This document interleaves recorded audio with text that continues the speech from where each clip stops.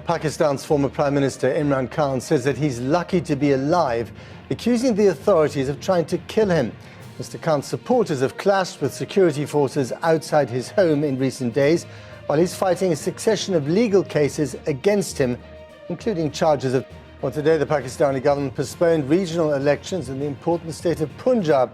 Earlier I spoke to Imran Khan and asked him if he was now worried that this year's national elections might also be put off. You know, the worry right now is that we are heading towards martial law.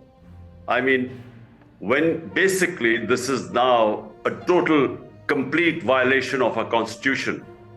The 5 judges of the Supreme Court categorically stated that according to the constitution, the elections in Punjab had to be held on the 30th of April.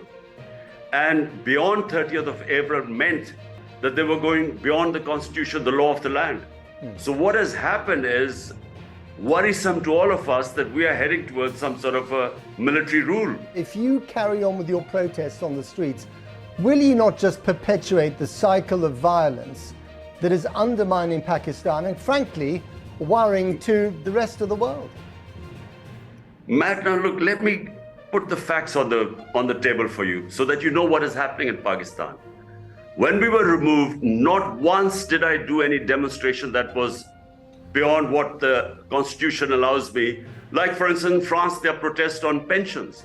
So my constitution allows me to hold rallies and put our point of view forward to the people.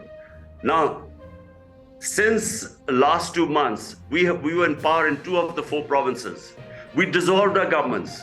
The constitution says elections should have been held in 90 days. And the Supreme Court then passed a ruling that on 30th of April they should be held, elections should be held. We didn't do anything outside the law. We dissolved our governments to hold the elections on the 30th of April.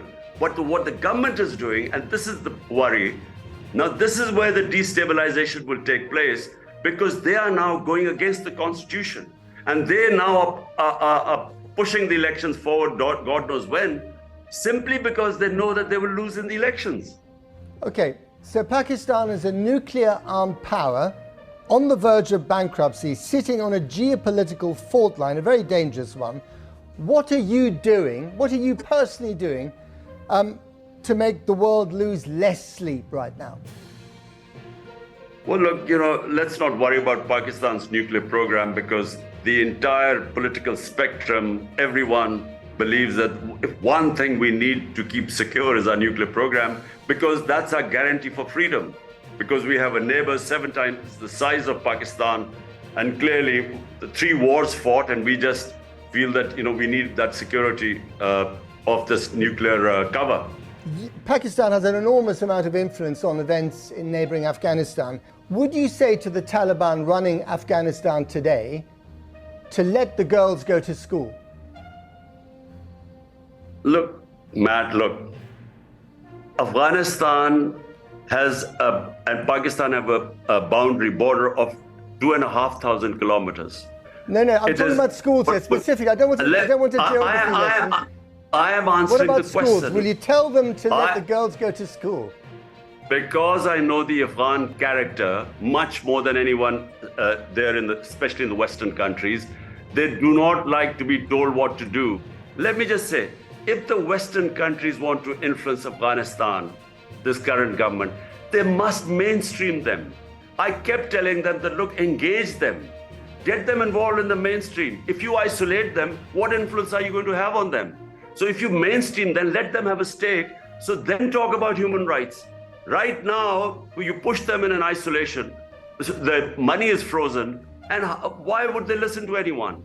So my advice is that, you know, get them involved, give them a stake in the international community, so that when you tell them to have girls educated, you know, they will listen to you. Right now they are not, and they react when you try and tell them anything, because who are you to interfere in our internal affairs?